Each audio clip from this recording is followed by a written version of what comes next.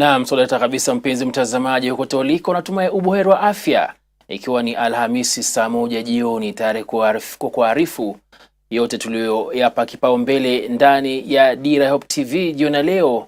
Mie ni Dickens Luvanda, mtangazaji mwenza katika lugha ya ishara akiwa ni Boniface Muredhi. Kumbuka kwamba mwishoni wa taarifa hizi mpenzi mtazamaji, kama ada, Alhamisi ya leo tuna makala maalum ya Mizani, ambapo hii leo nitakuwa basi na kuleta tahariri ya jinamizi la ajali za barabarani. Tuandamane mpaka tamati, na taarifa ya kwanza jioni ya leo ambayo tufungulia jamvi la Dira ni kwamba Rais William Ruto ameongoza uzinduzi wa mpango wa kazi wa serikali awamu ya 4, mpango unaotarajiwa kusaidia Kenya kufikia makadirio yake ya mwaka wa 2030. Mpango huo unalenga kuliongoza taifa kuanzia mwaka wa kifedha wa 2023 hadi 2027 katika masuala ya maendeleo.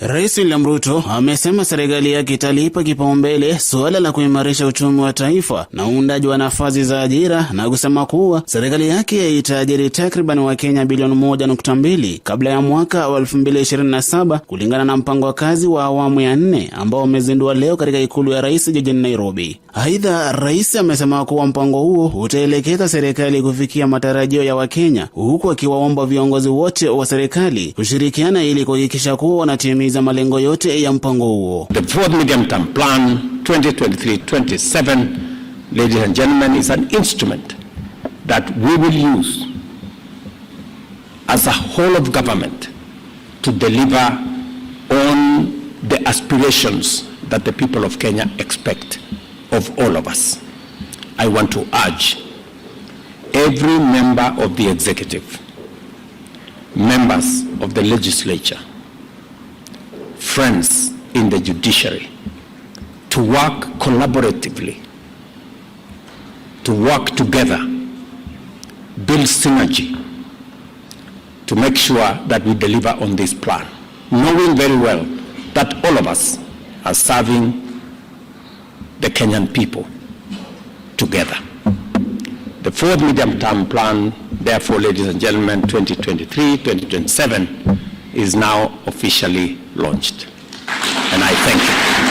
Wakati huo, Rais Ruto amesema kuwa serikali yake itahakikisha pesa zote zitakazowekwa kwa bajeti ijayo zitatumika kwa manufaa ya Wakenya na hakuna ufisadi utaendelea katika serikali yake. What we witness every time,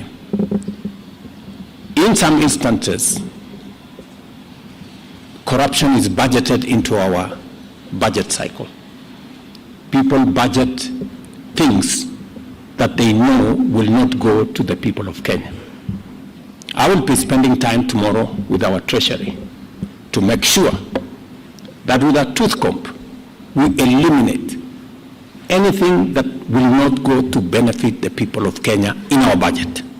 Akizungumza wakati wa uzinduzi wa mpango huo, waziri wa hazina ya kitaifa na mipango ya uchumi Profesa Njuguna Ndung'u amesema wizara yake inakadiria kushuhudia ukuaji wa uchumi wa sekta ya fedha kwa 8.2% kabla ya mwaka 2027, huku nayo sekta ya miundombinu ikitarajiwa kukua kwa 5.9%. Ndung'u aidha amedokeza kuwa uchumi wa taifa ulikuwa umeathiriwa na masuala mbalimbali katika miaka iliyopita, lakini sasa wizara yake inaendelea kufanya juu chini kufufua. We are aware of the various challenges confronting our economy.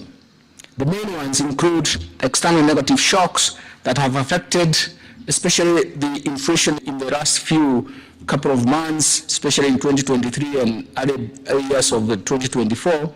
The interest structure that has also a global component, a recurring drought that was quite devastating in 2022-2023.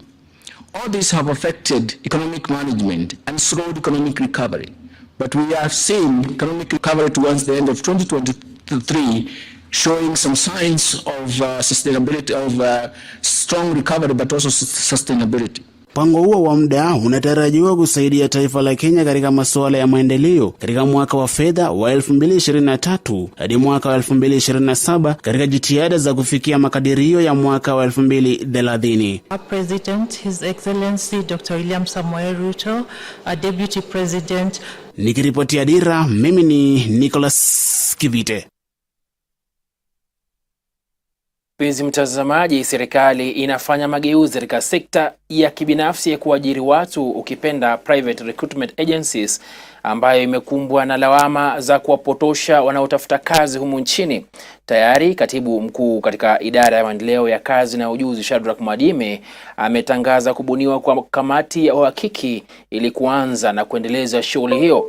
Na basi Kate Ndego anatuarifu mengi zaidi kuhusu taarifa hiyo.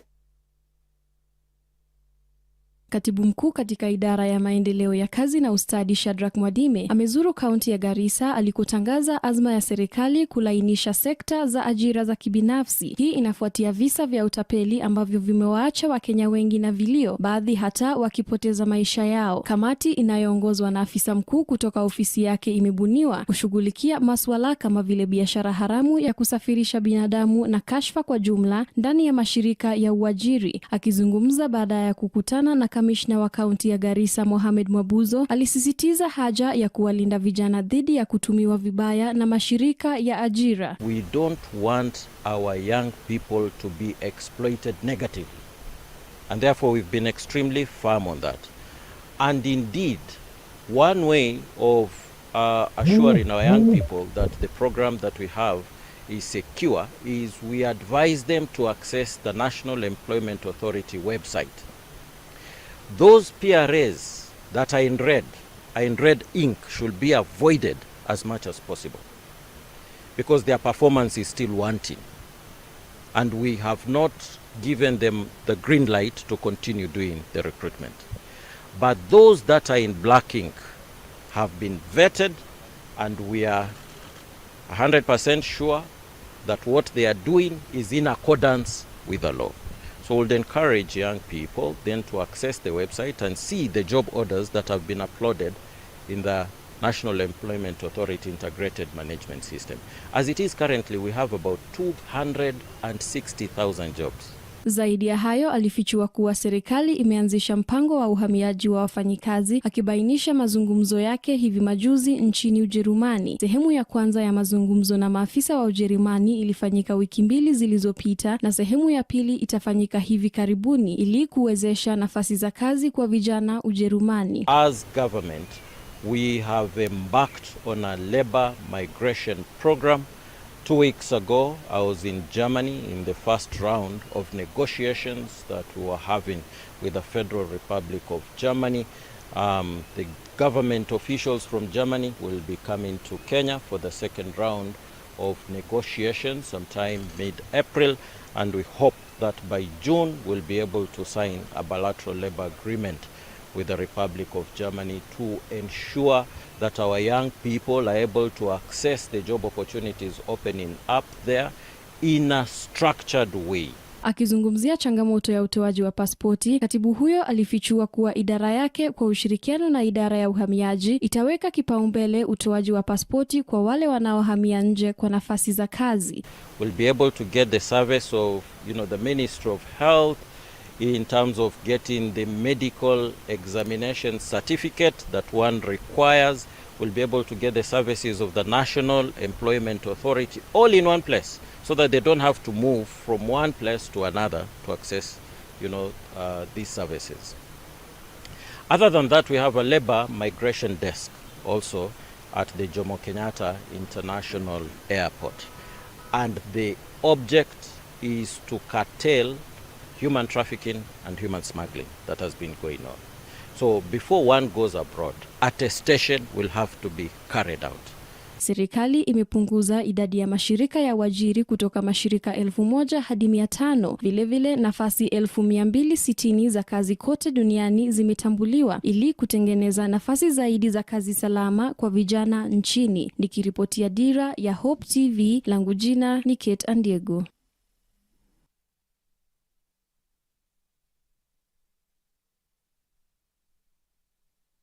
Na mpenzi mtazamaji, tutazamie taarifa nyingine ambapo waziri wa usalama humu nchini Kithure Kindiki amependekeza umri wa dereva kuangaziwa kabla hajapewa leseni ya kuendesha gari katika taifa hili, na wenye umri wa miaka 70 na zaidi kukomeshwa kuendesha gari kabisa. Na Kindiki akiwa mbele ya kamati ya bunge kuhusu usafiri amesema miongoni mwa masuala mengine ama miongoni mwa madereva wanaosababisha ajali barabarani ni wale ambao umri wao umeenda zaidi, ukipenda wakongwe. Na basi Niles Wanjiru alihudhuria vikao hivyo vya bunge mbele vya Kindiki akiwa mbele ya kamati ya bunge kuhusu usafiri na kutuandalia ripoti ifuatayo. Kama njia mojawapo ya kupunguza ongezeko la ajali barabarani, waziri wa usalama wa ndani Kithure Kindiki amependekeza umri kuangaziwa kwa madereva wanapopewa leseni, huku akioji kuwa baadhi ya madereva ambao husababisha ajali ni wale wakongwe kutokana na uchovu wa mara kwa mara pamoja na kukosa kuona vizuri. Kindiki ameongeza kuwa wale wenye umri zaidi ya miaka 70 wanafaa kukatazwa kuendesha magari ya kibinafsi na hata ya umma. The last 17 months I've been in this space. I have come to be increasingly persuaded that before we talk about additional support, either of equipment or of financial nature to do programs, using even what we have, we can achieve a lot. So I would rather to categorize the issue of empowering. I know it's there in my statement. We need to facilitate Mary Omari and the team and the traffic people a little bit. I agree. We need also to bring technology in the road safety and ETC and enforcement space. But before we even reach there, if we enforce the current laws with whatever we have at the moment, and that's where we should start on Monday. Kwa upande mwingine, Kindiki amesema leseni za wanabodaboda ambao watapatikana na ajali na kuwaua abiria barabarani zitapigwa marufuku. Ameongeza kuwa kufikia sasa madereva 20,000 wa bodaboda wamekamatwa kwa miezi 2 iliyopita. My brother CS Murkomen, and in the spirit of collective responsibility, I can commit to the House that within 60 days the executive will have finalized the submission of the legislative proposals. 60 days maximum to allow the finalization of the processes that remain. Other than that, insurance cover, yes, renewal of insurance should be tied to accident history, and automation of ticketing in total agreement. Waziri Kindiki ameongeza kuwa serikali pamoja na washikadau wote katika sekta ya uchukuzi amelivalia njuga suala la kumaliza ajali barabarani, na kuongeza kuwa wiki ijayo wizara ya usalama kupitia maafisa wa trafiki na wale wa NTSA wanapania kuondoa magari yasiyofaa barabarani. Generally also, even outside the trade related matters, roadblocks are not, the way we are doing them are not a modern way of securitizing the highways. And therefore, we are having a discussion on how we can again clean that space, because putting spikes in the middle of a highway looks even untidy. It's a bit untidy. It looks a bit, yeah. And that's how we've done it all over the years. So we are looking at how even those checkpoints can be a bit more presentable. Number 2, we also only retain the checkpoints that are critical for our national security. And members, you may want to know. Mwezi huu wa Machi pekee angalau Wakenya 20 wakiwemo wanafunzi wamepoteza maisha yao kupitia ajali. Nikiripotia Dira ya Hope TV, langu jina ni Elias Wanjiru. Taarifa hiyo mpenzi mtazamaji, sijui ikiwa basi ni jambo la busara au la, na kuachia wewe uweze kutafakari ikiwa kweli wenye zaidi ya umri wa miaka 70 wanapaswa kuzuiliwa kuendesha gari au kupata leseni. Na msonge mbele ambapo serikali imesema kwamba haitapiga marufuku mtandao au matumizi ya mtandao maarufu sana wa kijamii humu nchini wa TikTok ambao unasema kwamba haitawazimia pia maafisa wake wakuu ili wasitumie jukwaa hilo kusambaza habari muhimu za serikali kwa ajili ya usalama wa taifa. Waziri wa usalama Kithure Kindiki amewaambia wabunge katika kamati inayoongozwa na mbunge wa Kitui Mashariki Nimrod Mbai kwamba matumizi ya mtandao huo nchini umekuwa hatari kwa usalama wa taifa kwa sababu hauzingatii sheria ya kulinda data. Na hata hivyo alitambua umuhimu wake hasa kwa watumiaji wa TikTok kwa shughuli za kuwaletea mapato kama vile wasanii wa fani mbalimbali na waigizaji. Kindiki alifika mbele ya kamati hiyo kuhusiana na ombi lake afisa mkuu mtendaji wa kampuni ya kutoa ushauri ya Bridget Connect Consultancy Bob Ndolo kwamba wabunge wapendekeze kupigwa marufuku kwa TikTok humu nchini. Na kumekuwa na lalama kuhusu matumizi ya mtandao huo wa TikTok ambao basi ni mtandao ambao umeshika kasi sasa miongoni mwa vijana. Na mwaka jana mwezi wa 8 bunge la kitaifa lilipokea pendekezo la kupiga marufuku mtandao huo wa TikTok ambao kwa lalama ambao walisema kwamba ni umesaidia ama umejaa video chafu ambazo hazina maadili mema katika jamii na unasaidia kueneza maadili potovu hasa miongoni mwa vijana.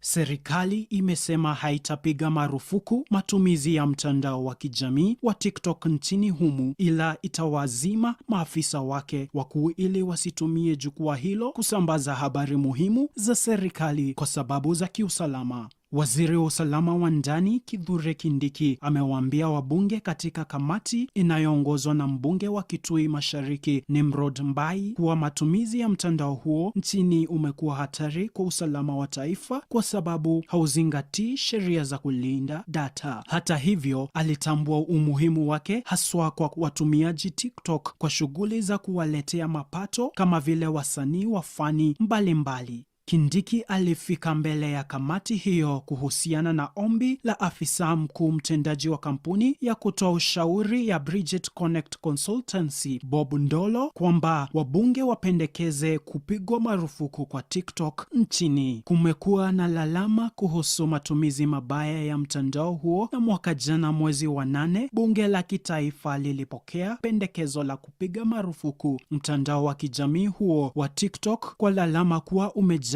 video chafu ambazo hazina maadili mema katika jamii. Nikiripotia Dira ya Hope, jina langu Brian Mugambi.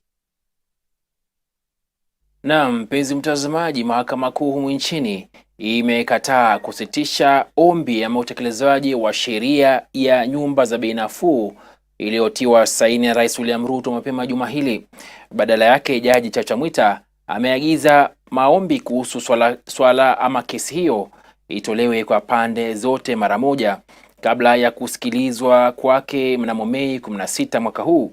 Makundi matano yalifika mbele ya mahakama ili kupinga utekelezwaji wa sheria hiyo ambayo inapaswa kuanza kuwatoza Wakenya 1.5% ya mishahara yao kufadhili mpango huo wa serikali ya kitaifa ambayo basi yaongozwa na Rais William Ruto. Hayo yakijiri, Jaji Mkuu Martha Koome amepinga matamshi ya Rais Ruto akiwa Bomet Jumamosi kwamba serikali ilikubaliana na idara ya mahakama ili kuendesha mpango huo wa nyumba za bei nafuu ambao ni mpango tata unaopingwa na idadi kubwa ya Wakenya. Koome akiwa Naivasha amesema idara ya mahakama ni huru na haikubaliani na idara yote ile ili kufanya maamuzi yake. What I would like to assure Kenyans is that the judiciary was not a party in that matter. The judiciary was discharging our function of determining a dispute which was before us. We are independent, we are impartial, we were not parties to the case. Therefore, we had no capacity or local standard, as they call it, to enter into an agreement with the executive.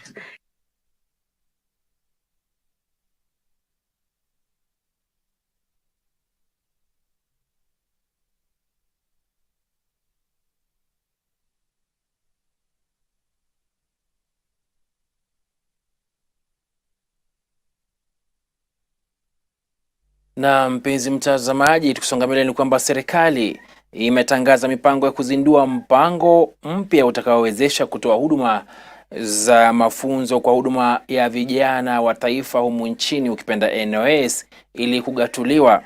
Katibu katika baraza la mawaziri na utumishi wa umma ama waziri wa utumishi wa umma Moses Kuria anasema mpango huo mpya utawezesha NYS kushirikiana na serikali za kaunti ambazo amesema zitaruhusu vituo vya mafunzo ya mafundi ya ufundi ukipenda VTCS kutumika kwa mafunzo hayo.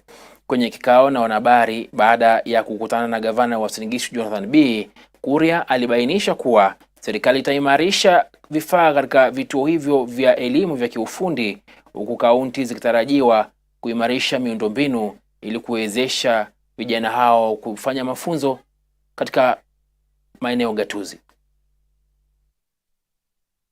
Chini ya mradi ambao tunataka kuanza kwa ushirikiano wa serikali kuu, shirika idara yetu ya NYS ambayo iko chini ya wizara yangu na county government ya Uasin Gishu, ni kuangalia vile tunaweza kuangalia zile vocational training centers 13. Wakati tutaweka hii mkataba, hizo vocational training center 13 tutazi upgrade na zitakuwa kama ni NYS ndongo, na ndio tunaita NYS VTC mashinani, yaani ile NYS ambayo iko huko juu sasa tunaileta hapo chini. Chini ya ushirikiano huo, mimi na rais tutatafuta equipment, naye governor na timu yake wataendelea kujenga infrastructure. Wale ambao wataongoza mafunzo, wale walimu tutaleta hapo instructors, ni wale wetu tuko nao pale kwa NYS.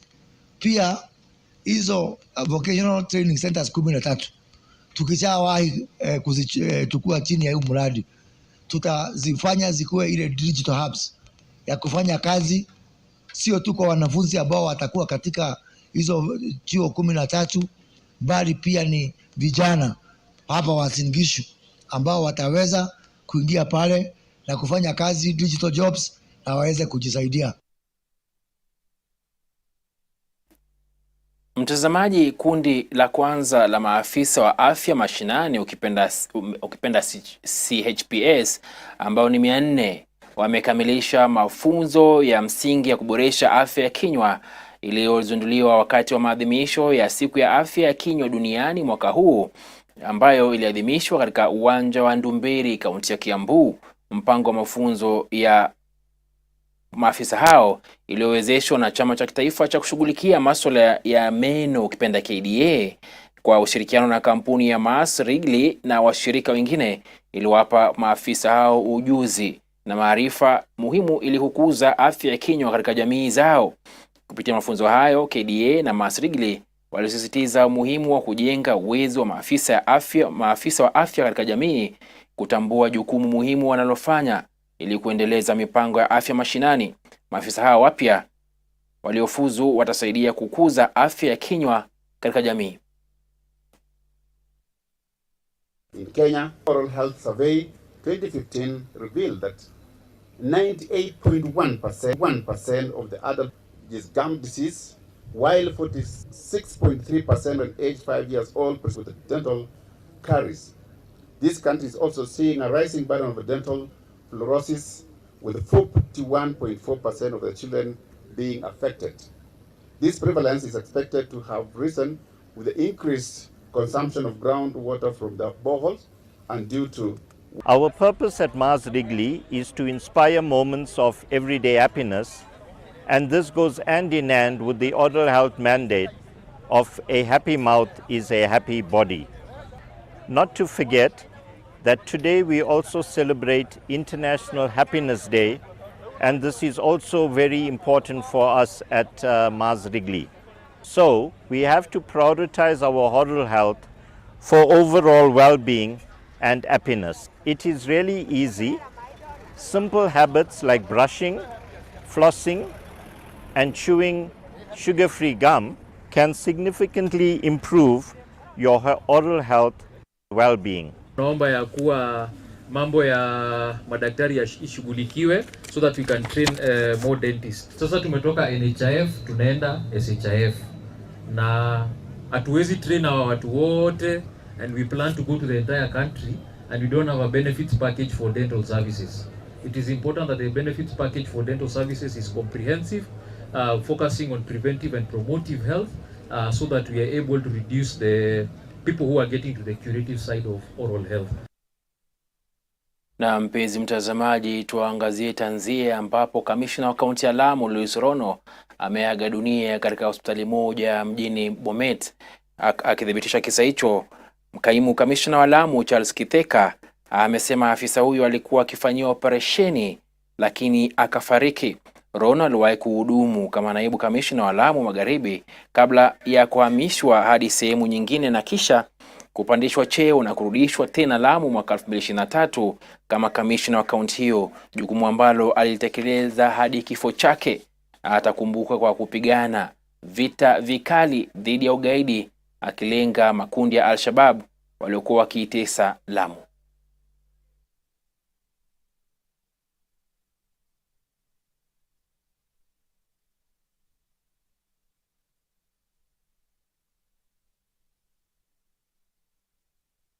Na mpenzi mtazamaji, taarifa hiyo ya tanzia yatufungia awamu ya kwanza ya taarifa zetu za Dira TV jioni leo, nami nikikusihi kwamba uniruhusu nikapumzike kidogo kabla ya kurejea na tahariri ndani ya mezani.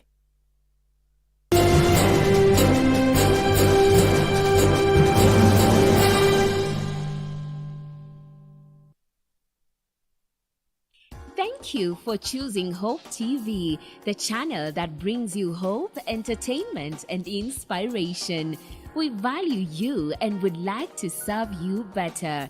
Talk to us by scanning this QR code on your screen or go to our social media page at Hope TV Kenya and click on the survey link by the name Hope TV Survey. It will just take a few minutes but means the world to us. We value your feedback. Hope TV, look and live.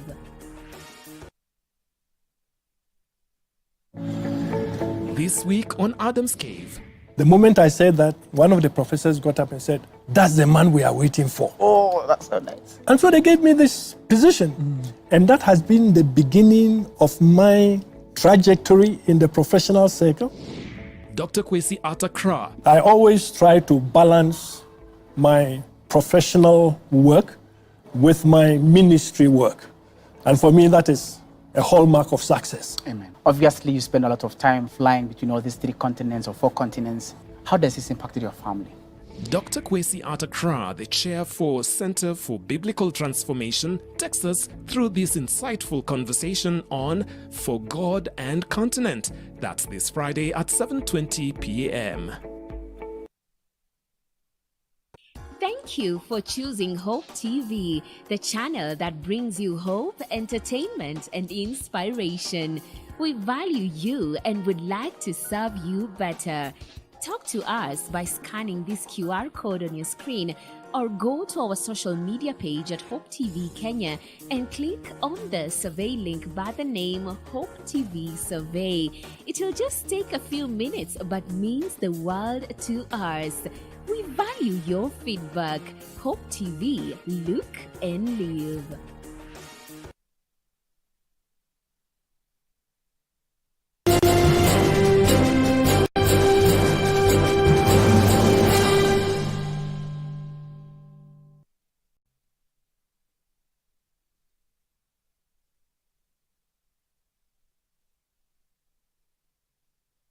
Naam, karibu tena mpenzi mtazamaji, tuendelee kuarifiana.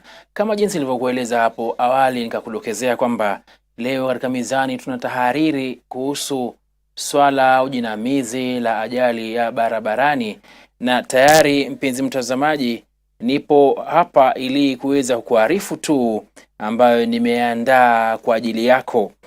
Naam, swala la ajali za barabarani limekuwa jinamizi na zimwi lisilokula likashiba katika taifa letu hili la Kenya, taifa ambalo linasifika mno kwa barabara na miundo msingi bora na iliyoimarika tangu enzi za ukoloni, hasa Afrika ya Mashariki. Serikali ya Kenya mwaka baada ya mwingine imesikika ikipaza sauti yake kila kunapotokea ajali, inayowaua au zinazowaua makumi ya watu. Inatoa ahadi tele kuhusu kitakachofanyika kuzuia ajali sawia, na baadaye hutanda na yayo hayo kujirudia. Naam, kutoka rais mpaka mawaziri wa usalama wa ndani mpaka yule wa barabara, wote hutoa onyo kwa madereva na watumiaji wa barabara, na kisha askari polisi wote wakiitakiwa kumakinika barabarani, ila wapi, ajali hizo ambazo zinaweza kuepukika huendelea kutendeka. Shirika la Afya Duniani, ukipenda WHO, linakadiria kuwa zaidi ya watu milioni 1.35 hufa kwenye barabara duniani kote kila mwaka, na hadi milioni 50 hupata majeraha kutokana na ajali za barabarani. Mwezi huu wa Machi 2024 ni dhahiri shahiri kuwa Kenya imepoteza raia wake wazalendo, walipaji ushuru, watega uchumi, wachumaji na wapenzi wa familia zao kupitia jinamizi hili la ajali ya barabarani. Jumamosi ya Machi 16, mwalimu na mwanafunzi wa shule ya Kapsabet Boys walifariki baada ya basi lililokuwa limewabeba wanafunzi wa shule hiyo kupata ajali eneo la Patakwani kwenye barabara ya Kabarnet kuelekea Marigat. Na Jumatatu ya Machi 18, wanafunzi 11 wa chuo kikuu cha Kenyatta walifariki dunia baada ya basi la shule hiyo walimokuwa wakisafiria kugongana na trela eneo la Maungu kwenye barabara kuu ya Nairobi kuelekea Mombasa, zaidi ya watu 40 wakijeruhiwa. Mtazamaji, si hayo tu, siku hiyo hiyo watu 5 walifariki na wengine 18 kujeruhiwa vibaya baada ya gari aina ya Nissan walimokuwa wakisafiria kupata ajali kwenye barabara ya Olenguruone kuelekea Silibwet, kaunti ya Bomet. Visa hivi viliwagutusha maafisa wakuu serikalini, akiwemo waziri wa usalama wa ndani Kithure Kindiki na mwenzake wa barabarani Kipchumba Murkomen, ambao walizinduka na kutangaza kuanza operesheni kali ili kukabili visa vya ajali nchini, lawama kubwa ikimwangukia abiria na dereva. Just let me use this moment, because I've got this opportunity through this August House, to condole with the families that were affected. And number two, Mr. Speaker, to assure the public that the directive that President Uhuru Kenyatta vacated in 2018, that made it impossible for us in the transport sector and NTSA particularly to be on the road to do enforcement, is now revisited. And together with Professor Kindiki in Interior, we will bring back the collaborative effort that required some of the traffic police officers to be seconded to NTSA for proper enforcement. Because, Mr. Speaker, we were left to what you saw me reading here, you know, sensitization, setting the standards. But, Mr. Speaker, even though the Act permits enforcement, on the ground, Mr. Speaker, government decision was made to leave that enforcement only to the traffic police. Time has come for us as a country to crack down on all the errant drivers, to crack down on all unroadworthy motor vehicles, and also to enforce the traffic laws of our country to the letter, to avoid these needless deaths. Today, road traffic accidents are competing with epidemics in terms of the number of people that we are losing. Between 2020 and 2022, we had COVID-19, a terrible epidemic. In those 2.5 years, between 2020 and 2022, the people who died out of COVID-19 were 4,600 people in 2.5 years. Yet, in 1 year alone, 4,000 people are dying out of traffic accidents, meaning this problem of road traffic accident is worse off than even serious epidemics like COVID-19. Na mtazamaji, takwimu za hivi punde kutoka NTSA zaashiria kuwa kufikia Februari 20 mwaka huu 2024, watembea kwa miguu waliongoza kwa vifo vya watu 252 ikilinganishwa na 190 iliyorekodiwa mwaka jana. Wengi waliofariki ni watembea kwa miguu wakifuatiwa na waendesha pikipiki abiria, madereva, abiria waliobebwa kwa pikipiki na wapanda baiskeli. Januari 4 mwaka huu 2024, watu 5 walifariki dunia katika eneo la Timboroa, ajali iliyohusisha magari kadhaa. Januari 9, watu 5 walifariki kwenye ajali ya barabarani kwenye barabara ya Nakuru kuelekea Eldoret na kuhusiana baada ya kuhusisha matatu. Na Januari 18, watu 2 walifariki eneo la Samburu kwenye barabara kuu ya Mombasa kuelekea Nairobi baada ya kugongwa na trailer. Na Januari 27 mwaka huu, watu 2 waliokuwa kwenye bodaboda waliaga dunia eneo la daraja moja kwenye barabara ya Kisii kuelekea Keroka baada ya gari aina ya pickup kuwagonga. Na Februari 4, watu 5 kwenye basi la kanisa waliaga eneo la Mahiga, Meru kwenye barabara ya Nyahururu kuelekea Nyeri, hii ikiwa baadhi tu ya visa. Kulingana na takwimu za NTSA, watu 3900 walipoteza maisha yao kutokana na ajali za barabarani, huku wengine 4650 wakifariki mwaka wa 2022. I believe the new direction will help us to be able to deal with this menace. But last, Mr. Speaker, just to emphasize, even this tractor menace, including driving on the roads, Mr. Speaker, the statistics show that most of the accidents are as a result of drivers' behavior. Mr. Speaker, when I announced last year that the drivers will be retested and that you will not get a certificate, the driving license retested, there was hue and cry. And many people say that we were oppressing drivers. But everybody goes through retesting. Lawyers go through every year through training. Doctors do the same. Mr. Speaker, drivers who are carrying human life should be retested so that we know those who are competent. We test even up to their alcohol content and the drug abuse possibilities among the drivers. These are things that we should support as people of Kenya. The last thing is that as individuals and citizens, Mr. Speaker, citizen responsibility is extremely important. Askari wetu tujaribu tuwe na uzalendo vile vile, wale maafisa wetu wa polisi. Usikae pale tu barabarani kuokota shilingi 50, shilingi 100 kutoka kwa watoto wetu ambao hata hawana pesa. Kaa pale kulinda usalama wa taifa. Na kama kijana amevunja sheria, andikiwe makosa. Lakini ati lazima atoe shilingi 200 alafu makosa inapotea, wewe pia unachangia katika ile shida. Kweli si kweli?